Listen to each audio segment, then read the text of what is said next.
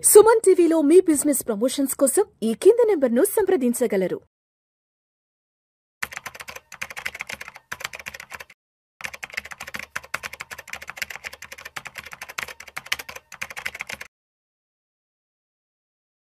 నమస్తే, welcome to Suman TV. నేను విష్ణు. ప్రస్తుతం మనతో పాటు సీనియర్ స్టాక్ మార్కెట్ అనలిస్ట్ ప్రభు మాలంపాటి గారు ఉన్నారు. సార్తో మాట్లాడదాం. సార్ నమస్తే. సార్ నమస్తే విష్ణు గారు. Welcome to Suman TV. Thank you sir. Thank you for calling. Prabhu గారు, కాస్త బంగారం వెండి ధరల గురించి డీటెయిల్ గా మాట్లాడుకుందాం సార్. 24 క్యారెట్స్ 10 గ్రామ్స్ 1,18,000 అలా క్రాస్ అయ్యి వెళ్ళిపోయింది. 22 క్యారెట్స్ 10 గ్రామ్స్ 1,05,000 క్రాస్ అవుతుంది. ఇక వెండి విషయానికి వస్తే 1,41,000 1,42,000 వెళ్ళిపోయింది, including GST. 3% GST including. So ఇప్పుడు మనం మాట్లాడుకుందంతా retail showroom price. So Deepavali just ఇంకొక కొద్ది రోజుల్లోనే ఉంది. అవునా. వెండి ఏమో 1,41,42 దగ్గర ఉంది కాబట్టి మరి దీపావళి నాటికి ఇది 1,50,000 అవుద్దా 60 అవుద్దా? అండ్ గోల్డ్ పరిస్థితి కూడా ఏంటంటారు అసలు? 1,18,000 దగ్గర ఉంది కాబట్టి పండగ కట్టి ఇటుగా 1,25,000 1,30,000 ఏమైనా వెళ్ళే అవకాశం ఉందంటారా? ఎందుకు అంత పెరుగుతుంది గోల్డ్? మెయిన్ అసలు రీజన్ ఏంటి? మీరు షాపులు తీసుకోండి, ఫుట్ఫాల్ తగ్గింది. ఫుట్ఫాల్ తగ్గింది, తగ్గింది. ఎందుకంటే ఇంత గోల్డ్ ఎవరు కొనలేదు ఇంత రేట్ లో. 10 గ్రాములు కొనాలంటే 1,25,000 1,30,000 ఆల్మోస్ట్ అంత పెట్టాలి. ఆల్టర్నేట్ గా మీరు గిఫ్ట్స్, చిన్న చిన్న గోల్డ్ గిఫ్ట్స్ ఇచ్చేవాళ్ళు, పోగులు గానీ బ్రేస్లెట్ గానీ అట్లాంటివి ఇచ్చే ఏం చేస్తున్నారు? సిల్వర్ తో చేసిస్తున్నారు. సిల్వర్ కూడా ఏం తక్కువేం లేదు, అది కూడా నేను తగుదునమ్మా, నేను కూడా అది తక్కువేం కాదు అన్నట్టు పెరుగుతూనే ఉంది. సో ఇంకా పెరిగే ఛాన్స్లే ఉన్నాయి. అసలు ఎందుకు అంత పెరుగుతుందంటే ఇప్పుడు అందరూ అంటే ఫారెన్ రిజర్వ్స్ లో డాలర్స్ ఫస్ట్ ఉంటాయి. మనకి 616 బిలియన్స్ ఉన్నాయి, గోల్డ్ 65 బిలియన్స్. తర్వాత ఇది అదర్స్ కరెన్సీ అంటే బాస్కెట్ ఆఫ్ కరెన్సీ అంటారు IMF దగ్గర, అది ఒక 18 బిలియన్ డాలర్స్. గవర్నమెంట్ ఏం చేస్తుంది? డీడాలరైజేషన్ అవుతోంది. యుఎస్ తెలుస్తూనే ఉంది, డీడాలరైజేషన్ ఉంది. ట్రంప్ డాన్సులు తెలుస్తూనే ఉంది. ఇంకా ఆయన ఏం చేస్తాడో తెలియదు. పెద్దన్న పొజిషన్లో ఉన్నప్పుడు ఏది కూడా కరెక్ట్గా లేదు, పొజిషన్ కరెక్ట్ లేదు. వాళ్ళు డిఫేమ్ అవుతున్నారు day by day. So dollar మీద ఎఫెక్ట్ తగ్గుతోంది. సో అందరూ డాలర్ రిజర్వ్స్ తగ్గించుకొని గోల్డ్ రిజర్వ్స్ పెంచాలని అనుకున్నారు. ఎప్పుడైతే ఇది అనుకున్నారో లాస్ట్ 5 years నేను అంతకుముందు చూస్తే పెద్ద ఏం లేదు. లాస్ట్ 5 years నుంచి విపరీతంగా 1,000 to 1,500 మెట్రిక్ టన్స్ కొంటా ఉన్నారు. ఎప్పుడు కొనంది చైనా కూడా బాగా ఎక్కువ చేస్తుంది, 2,500 మెట్రిక్ టన్స్ చైనా. అవును, కొంటుంది. మ్యూచువల్ ఫండ్స్ లో కూడా అసలు గోల్డ్ అసలు ఒప్పుకునే వాళ్ళు కాదు. అంటే ఆ కంట్రీలో మెయిన్ వాళ్ళు ఏం చెప్తే అదే చేయాలి. మ్యూచువల్ ఫండ్స్ అయినా ఎవరైనా అసలు చేయడానికి లేదు. వాళ్ళు కూడా పర్మిషన్ ఇచ్చారు. మ్యూచువల్ ఫండ్స్ లో కూడా ఇన్వెస్ట్మెంట్ ఎక్రూ చేస్తున్నారు. సో కంటిన్యూస్ గా ఎక్రూ చేస్తూనే ఉన్నారు. చిన్న చిన్న కంట్రీస్ కూడా ఈ ఆపత్కాలం వచ్చినప్పుడు ఏం చేయాలా? ఇమ్మీడియట్ క్యాష్ కావాలి. కోవిడ్ లాంటిది మనం ఫేస్ అయ్యాం. అట్లా కొన్ని కంట్రీస్ కోవిడ్ లాంటి సిచ్యువేషన్ వచ్చినప్పుడు అతలాకుతలం అయిపోతాయి.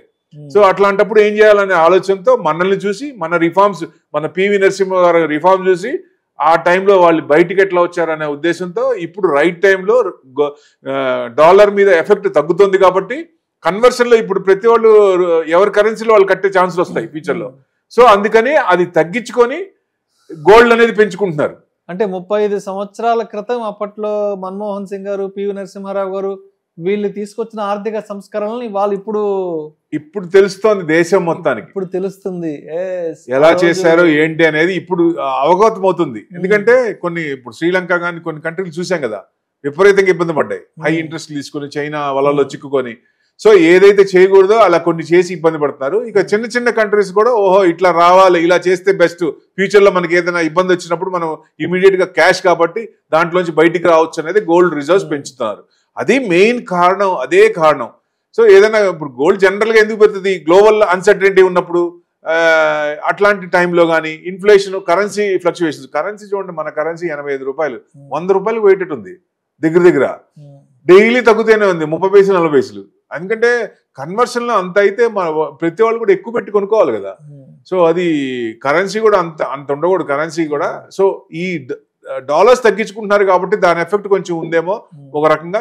చిన్నగా అది టర్న్ అయ్యే అవకాశాలు ఉంటుంది. మళ్ళీ మనకి 50-60 కూడా వచ్చే అవకాశాలు ఉన్నాయి మన కరెన్సీ కూడా చిన్నగా.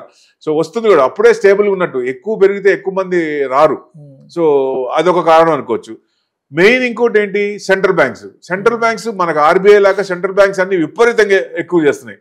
సో మనమే దాదాపుగా 800 టన్స్ ఎక్కువ చేశారు రీసెంట్ గా కూడా. లాస్ట్ ఇయర్ కూడా బాగా కొన్నారు మన ఆర్బీఐ కూడా. సో అట్లా చేస్తున్నాయి కాబట్టి జియో పొలిటికల్ టెన్షన్స్ ఉన్నప్పుడు, ఈ ట్రంప్ డాన్స్లు ఎక్కువ అవుతున్నప్పుడు మరి ఆటోమేటిక్ గా ఏ కంట్రీని ఇబ్బంది పెట్టిన వాళ్ళనే వాళ్ళ దగ్గర వాళ్ళనే మిత్రుడు అనుకున్న వాళ్ళనే ఇబ్బంది పెడుతున్నాడు కదా ఆయన. సో నానా రకాలుగా ఇబ్బంది పెడుతున్నాడు. ఇట్లాంటివి ఉంటాయి. సో ఇలాంటివి ఉన్నప్పుడు అసెట్ క్లాస్ లో ఈక్విటీ ఇబ్బంది పడుతున్నప్పుడు ఆల్టర్నేట్ గా హెడ్జింగ్ చేయడానికన్నా ఈ లాస్ కవర్ చేసుకోవడానికైనా గోల్డ్ మీద వెళ్తారు కాబట్టి గోల్డ్ పెరుగుతోంది. సో ఇంకా పెరుగుతుందా అంటే ఔన్స్ వచ్చేసి ఇంటర్నేషనల్ 3600 చేంజ్ ఉంది. సో మాక్సిమం ఇలాగే కంటిన్యూ అవుతే ఈ జియో పొలిటికల్ టెన్షన్స్ ఇంకా 3 years టైం ఉంది ఆయనకి. ఆ 3 ఏళ్ళు ఏం చేస్తాడో తెలియదు కాబట్టి ఇంకా కొంచెం భయం అనేది మార్కెట్కి ఉంది. అందుకనే మార్కెట్ రేంజ్ బౌండ్ లోనే కదలాడికలు ఉన్నాయి కానీ ఎక్కువ మూవ్మెంట్ రావట్లేదు బికాస్ ఆఫ్ మెయిన్ ట్రెమర్స్ వల్లే. సో అప్పుడు ఆల్టర్నేట్ ఏమవుతుందంటే గోల్డ్ పెరుగుతూనే ఉంటుంది.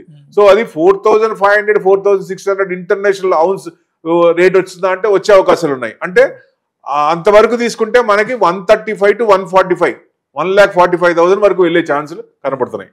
సో ఎప్పుడైనా సరే ఇవన్నీ సెట్ అయిపోయి ఈక్విటీ మార్కెట్ పెరుగుతున్నప్పుడు చైనా కనుక అమ్మటం మొదలు పెడితే తగ్గే ఛాన్సులు ఉంటాయి. విపరీతంగా తగ్గుతుందా అంటే మళ్ళీ 1,00,000 వరకు రావచ్చు, అంతకు మించి తగ్గకపోవచ్చు అనేది ఎక్స్పెక్టేషన్. ఎందుకంటే ఎక్కువ చేస్తున్నాయి కాబట్టి.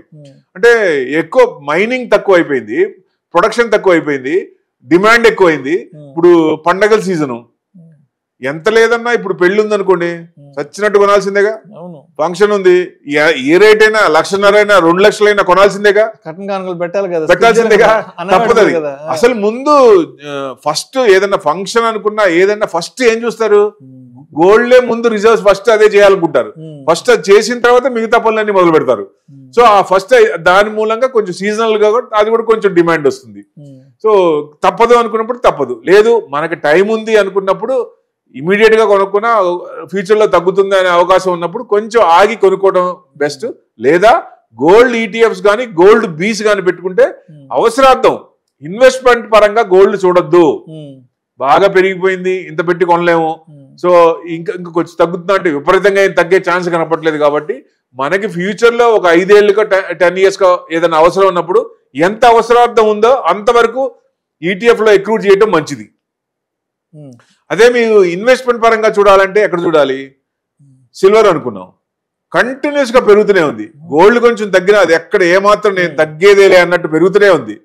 సో రోజుకు ₹1 పెరుగుతుంది, గ్రాము పెరుగుతూనే ఉంది, కంటిన్యూస్ గా పెరుగుతూనే ఉంది. సో ఇది ఎంతవరకు పోవచ్చు అంటే దాదాపుగా ఇప్పుడున్న ఇండస్ట్రియల్ కన్సంప్షన్ డిమాండ్ పెరుగుతుంది, అక్కడ కూడా మైనింగ్ ప్రొడక్షన్ తగ్గిపోయింది, సిల్వర్ తక్కువైంది, కన్సంప్షన్ ఎక్కువైంది. ప్రతి దాంట్లో సిల్వర్ వాడుతున్నారు. ఇదివరకు అల్యూమినియం వాడే దాంట్లో కూడా సిల్వర్ వాడుతున్నారు. సో ఎక్కువ ఉన్నాయి కాబట్టి ఆ కన్సంప్షన్ రేషియో ప్రకారం చూసుకుంటే ఇప్పుడున్న కంపెనీలకి ప్లస్ నెక్స్ట్ 5 years 10 years లో వచ్చే కంపెనీలకి బేరీ చేసుకుంటే ఎంత డిమాండ్ ఉందంటే ఎక్కువ డిమాండ్ ఉంది కాబట్టి మార్కెట్ సప్లై తక్కువ ఉంది. సో రేట్ అనేది డిమాండ్ ఉంది కాబట్టి పెరుగుతూనే ఉంది. ఎక్కడి వరకు పోవచ్చు అంటే 2 లక్షలు దాటి కూడా పోయే అవకాశాలు ఎక్కువ ఉన్నాయి. వెండి 2 లక్షలు దాటి వెళ్ళే ఛాన్స్, మొన్నటిదాకా 2 లక్షలే అనుకున్నాం కానీ 2 లక్షలు దాటి వెళ్ళే అవకాశాలు ఉన్నాయండి. నెక్స్ట్ 5 years టార్గెట్ పెట్టుకుంటే దాన్ని దాటే అవకాశాలు ఎక్కువ ఉన్నాయి.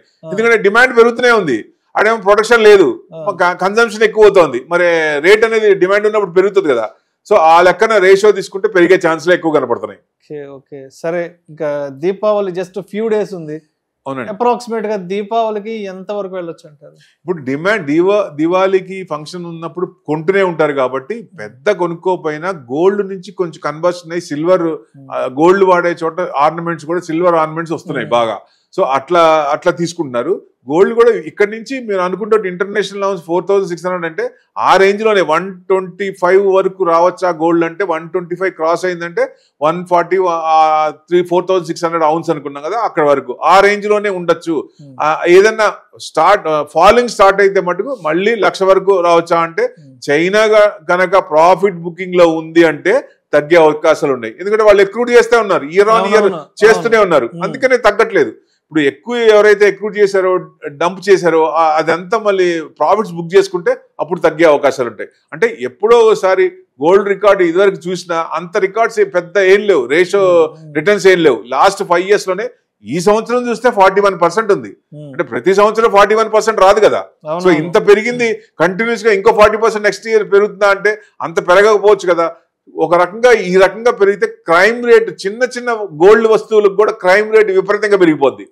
సో అది కూడా కొంచెం ఇది చేసుకోవాలి. సో డెఫినెట్ గా కొంచెం తగ్గే ఛాన్సులు ఉన్నాయా అంటే వీళ్ళందరూ మూమెంట్ బట్టి దాన్ని బట్టి ఈక్విటీ మార్కెట్ కనుక బాగా మారితే యూటర్న్ తీసుకుంటే అప్పుడు కొంచెం తగ్గే ఛాన్సులు ఉన్నాయి. Right sir, right. Thank you sir, thank you so much Prabhu గారు.